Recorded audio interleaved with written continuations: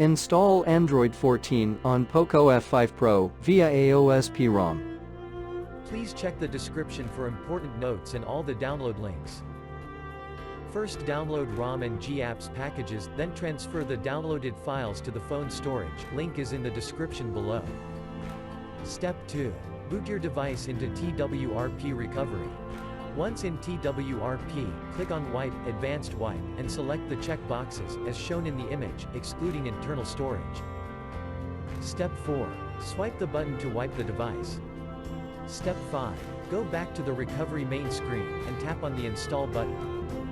Step 6. Navigate to the storage, and select the ROM zip file. Step 7. Finally, swipe the button on the screen to install ROM file. Step 8. Flash the GApps zip package, in the same manner. Step 9. After GApps flashing completes, select Wipe Cache and Dalvik from bottom left side of screen, and swipe to wipe. Step 10. When the flashing process is complete, hit Reboot System. That's it, you have successfully installed the ROM on your device.